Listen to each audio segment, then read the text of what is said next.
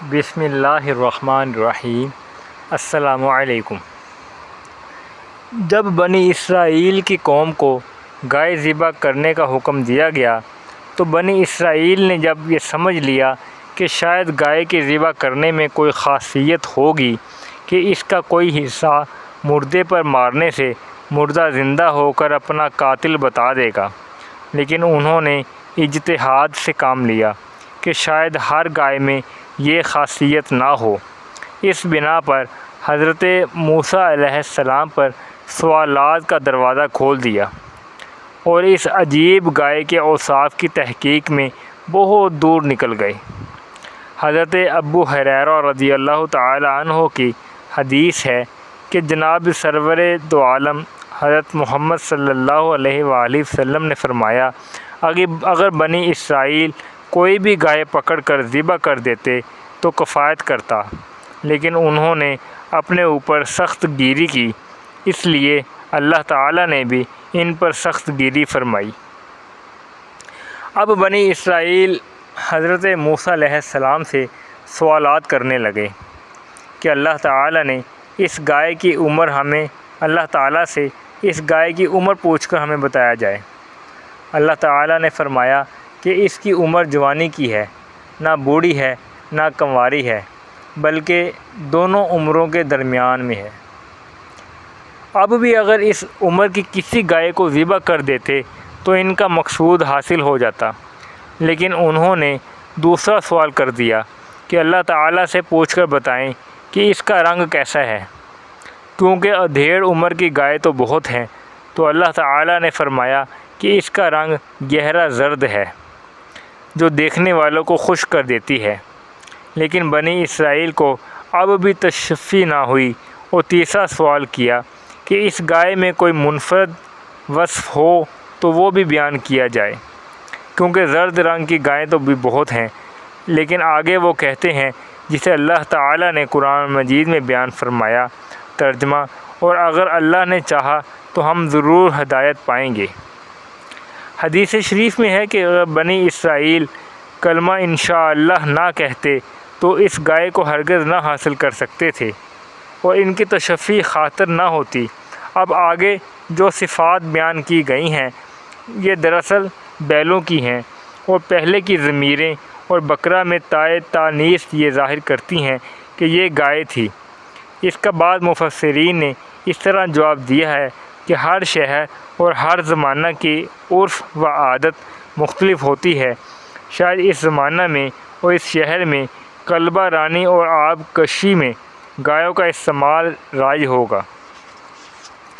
چونکہ ان لوگوں نے متعدد سوال کیے جس کی بنا پر ان پر دائرہ تنگ ہوتا گیا، آخر اللہ تعالیٰ نے ایک ایسی گائے کی نشاندہی فرمائی جو روئے زمین پر صرف ایک ہی تھی، جیسا کہ ارشاد باری تعالیٰ ہے، ترجمہ: سورۃ البقرہ۔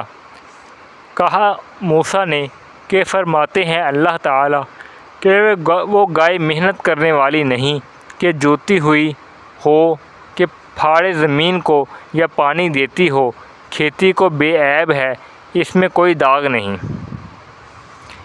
کہ یہ گائے کبھی کسی کام میں نہیں پکڑی گئی، نہ کوئی اس سے کام لیا گیا، مسلمہ یعنی یہ سلامت ہے اس بات سے کہ آدمیوں کے ہاتھوں میں آ کر کسی کام میں ذلیل ہوئی ہو، یا اس کے بدن کو کہیں سے کاٹنے یا سوراخ کرنے سے اس کو نقصان پہنچایا ہو، اس لیے اس کی رنگت تمام بدن پر یکساں ہے۔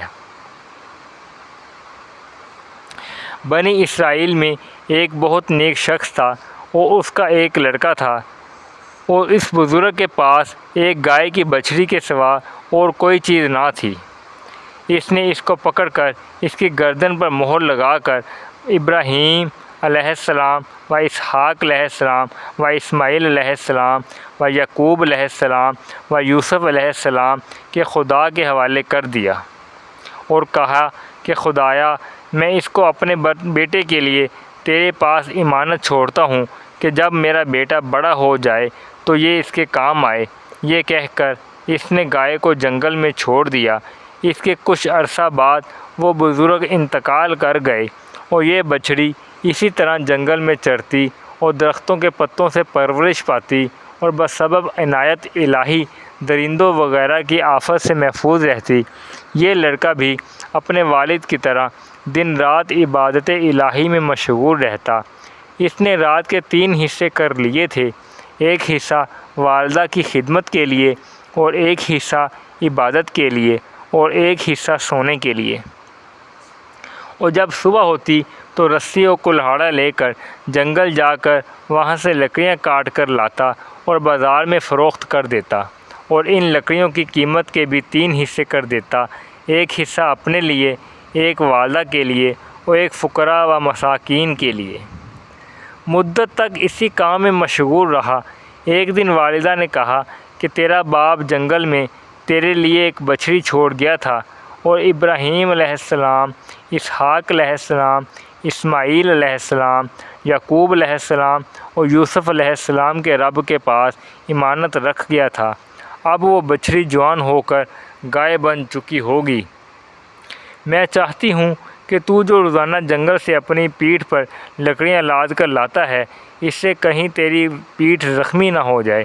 ایسا کر، جنگل سے وہ گائے لے آ اور اس پر لکڑیاں لاد کر لایا کر۔ تو لڑکے نے کہا کہ اس کی کوئی خاص نشانی مجھے بتا دیں، ایسا نہ ہو کہ جنگل سے میں کسی اور کی گائے پکڑ کر لے آؤں جو میرے لیے حلال نہ ہو۔ والدہ نے کہا کہ اس کا رنگ بالکل زرد ہے، دور سے یوں معلوم ہوتا ہے کہ گویا سورج کی شعاعیں اس کی کھال سے نکل رہی ہیں، اور اس لیے ہم نے اس کا نام زرین رکھا تھا۔ اور اس سے بھی بڑھ کر یہ نشانی ہے کہ وہ آدمی کو دیکھ کر بھاگتی ہے، کسی کو پکڑائی نہیں دیتی۔ جب تو اسے دور سے دیکھ لے تو یوں کہنا کہ اے گائے، ابراہیم علیہ السلام، اسماعیل علیہ السلام، اسحاق علیہ السلام، یعقوب علیہ السلام کے رب کے نام پر فرما بردار ہو کر میرے پاس چلی آ۔ اس طرح وہ تیرے پاس آ جائے گی۔ اور یہ نصیحت بھی کی کہ اس پر سوار ہو کر نہ آنا، بلکہ اس کو پکڑ کر کھینچ کر لانا، کہیں ایسا نہ ہو کہ انسان کے استعمال سے اس میں برکت جاتی رہے۔ والدہ کے یہ ارشادات سن کر لڑکا جنگل کو گیا اور گائے کو تلاش کر کے اسی کو انہی الفاظ سے آواز دی۔ گائے اس کے پاس چلی آئی اور گائے نے کہا کہ اے نیک بخت نوجوان، تو مجھ پر سوار ہو جاتا کہ تو آسانی سے گھر پہنچ جائے، اس لیے کہ فاصلہ کافی ہے اور یہاں سے 1 دن کا سفر ہے، تو تھک جائے گا۔ تو لڑکے نے کہا کہ میری والدہ نے تجھ پر سواری کا حکم نہیں دیا، بلکہ یہ کہا ہے کہ اس کو کھینچ کر لانا، اس لیے میں تیری پیٹھ پر بیٹھنے سے معذور ہوں۔ گائے نے کہا کہ شاباش، میں تو تیری آزمائش کر رہی تھی، اگر تو مجھ پر سوار ہو جاتا تو میں تجھ کو اپنی پیٹھ پر ڈال کر بھاگ جاتی۔ میں تیری فرما بردار صرف اس وجہ سے ہوں کہ تو اپنی والدہ کا فرما بردار ہے۔ راستہ میں ابلیس لعین ایک مسافر کی شکل میں ملا۔ لڑکے کو کہنے لگا کہ مجھے ایک حادثہ پیش آیا ہے، میری مدد کر۔ اس پہاڑ کے اس طرف میری لاتعداد گائیں ہیں، میں ان کو چراتا تھا کہ اچانک میرے پیٹ میں درد اٹھا۔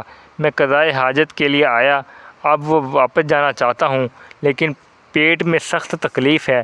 اگر اجازت ہو میں تیری گائے پر سوار ہو جاؤں، اپنی منزل پر پہنچ کر میں تجھے نہایت عمدہ گائے دوں گا۔